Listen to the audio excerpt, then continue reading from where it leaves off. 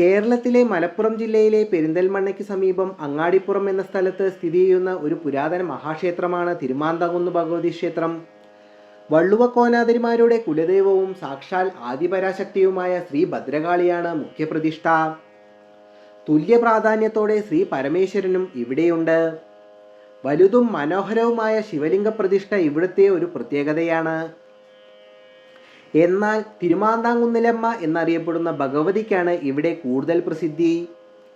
ശിവശക്തി ഭാവത്തിൽ ആരാധന നടക്കുന്ന ക്ഷേത്രമാണിതെന്ന് പറയാം. പ്രധാന പ്രതിഷ്ഠ ഭദ്രകാളിയാണെങ്കിലും മഹാസരസ്വതി, മഹാലക്ഷ്മി തുടങ്ങി ആദിപരാശക്തിയുടെ മറ്റ് രണ്ട് പ്രധാന ഭാവങ്ങളും ആരാധിക്കപ്പെടുന്നു. ഭഗവതിയുടെ ശ്രീകോവിലിൽ തന്നെ സപ്തമാതാക്കളുടെ പ്രതിഷ്ഠയുമുണ്ട്.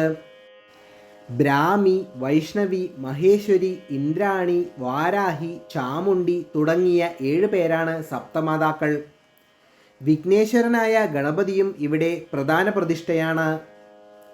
പ്രസിദ്ധമായ മംഗല്യപൂജ നടക്കുന്നത് ഗണപതിയുടെ സന്നിധിയിലാണ്.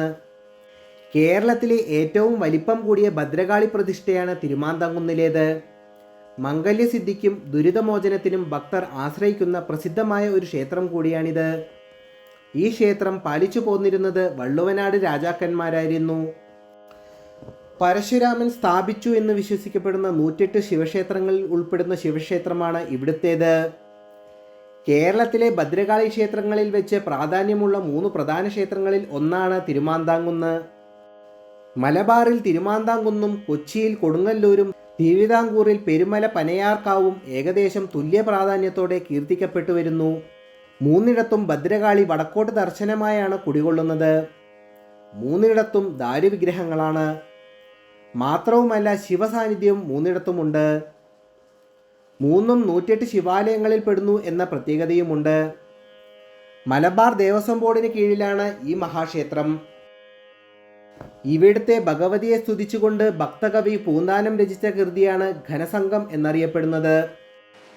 മീനമാസത്തിലെ പൂരം നാളിൽ നടത്തുന്ന തിരുമാന്താംകുന്ന് പൂരം, വൃശ്ചിക മാസത്തിലെ കളമെഴുത്തുപാട്ട്, തുലാമാസത്തിലെ 38 വെള്ളിയാഴ്ച നടക്കുന്ന മഹാമംഗല്യപൂജ, കന്നിമാസത്തിൽ നവരാത്രി, ശിവരാത്രി തുടങ്ങിയവയാണ് ക്ഷേത്രത്തിലെ പ്രധാന 2 വിശേഷങ്ങൾ. കൂടാതെ എല്ലാ ചൊവ്വ, വെള്ളി, പൗർണമി, അമാവാസി ദിവസങ്ങളിലും മലയാളം, ഇംഗ്ലീഷ് മാസങ്ങളിലെ 1-ാം തീയതിയും ജന്മനക്ഷത്ര ദിവസവും ദർശനം നടത്താൻ പ്രധാനമാണ്. തൃക്കാർത്തിക, ദീപാവലി, തിരുവാതിര തുടങ്ങിയ ദിവസങ്ങളിലും വിശേഷമാണ്. ക്ഷേത്രത്തെ അനുബന്ധിച്ചുള്ള ഐതിഹ്യം ഇങ്ങനെയാണ്. സൂര്യവംശത്തിലെ രാജാവായിരുന്ന മാന്താവ് രാജ്യം ഉപേക്ഷിച്ച് സന്യാസം സ്വീകരിച്ച് മഹർഷിയായി ഭാരതം മുഴുവൻ ചുറ്റി സഞ്ചരിച്ചു. അങ്ങാടിപ്പുറത്തെത്തിയ അദ്ദേഹം ഇവിടുത്തെ വന്യസൗന്ദര്യവും ശാന്തതയും കണ്ട് ഇവിടെ ശിവനെ തപസ്സനുഷ്ഠിച്ചു. തപസ്സിൽ സംപ്രീതനായ ശ്രീ പരമേശ്വരൻ പ്രത്യക്ഷപ്പെട്ട് ഏത് ആഗ്രഹവും ചോദിക്കുവാൻ ആവശ്യപ്പെട്ടു. ലോകത്തിലെ ഏറ്റവും വലിയതും മനോഹരവുമായ ശിവലിംഗം തനിക്ക് വേണം എന്നായിരുന്നു അദ്ദേഹത്തിൻ്റെ മറുപടി. ലോകത്തിലെ ഏറ്റവും മനോഹരമായ ശിവലിംഗം ശ്രീ പാർവതിയുടെ കയ്യിലാണെന്ന് അറിയാവുന്ന ശിവൻ ധർമ്മസങ്കടത്തിലായി. ഒടുവിൽ പാർവതി അറിയാതെ ഈ ജ്യോതിർലിംഗം ശിവൻ മാന്താവ് മഹർഷിക്ക് സമ്മാനിച്ചു. ശിവനെ ഭർത്താവായി ലഭിക്കാൻ പാർവതി ആരാധിച്ച ശിവലിംഗമായിരുന്നു ഇത്. തൻ്റെ കൈവശമുണ്ടായിരുന്ന ജ്യോതിർലിംഗം നഷ്ടപ്പെട്ടതായി അറിഞ്ഞ ശക്തി സ്വരൂപിണിയായ പാർവതിയുടെ കോപത്തിൽ നിന്നും ശ്രീ ഭദ്രകാളി പ്രത്യക്ഷപ്പെട്ടു. നഷ്ടപ്പെട്ട ശിവലിംഗം തിരിച്ചു കൊണ്ടുവരാൻ പാർവതിയുടെ അഭ്യർത്ഥന പ്രകാരം ഭദ്രകാളിയും ശിവഗണങ്ങളും പുറപ്പെട്ടു. ഭദ്രകാളി മഹർഷിയെ സ്നേഹപൂർവ്വം അനുനയിപ്പിച്ച് ജ്യോതിർലിംഗം വീണ്ടെടുക്കാൻ ശ്രമിച്ചെങ്കിലും നടന്നില്ല. അതോടെ ശിവഗണങ്ങൾ മഹർഷിയുടെ ആശ്രമം ആക്രമിച്ചു. ശിവലിംഗം എടുത്തുകൊണ്ടുപോകുവാൻ ശ്രമിച്ചു. മഹർഷിയുടെ ശിഷ്യന്മാരും വെറുതെ ഇരുന്നില്ല. അവർ തിരിച്ചു കാട്ടുപഴങ്ങൾ പെറുക്കിയെറിഞ്ഞു. ഓരോ കാട്ടുപഴങ്ങളും ഓരോ ശിവലിംഗങ്ങളായിയാണ് ശിവഗണങ്ങളുടെ മുകളിൽ പതിച്ചത്. ശിവഗണങ്ങൾക്ക് തിരിഞ്ഞോടേണ്ടി വന്നു. അപ്പോൾ ഉഗ്രരൂപം പൂണ്ട ഭദ്രകാളി നേരിട്ട് വന്ന് ബലമായി ശിവലിംഗം എടുത്തുകൊണ്ടുപോകുവാൻ നോക്കി.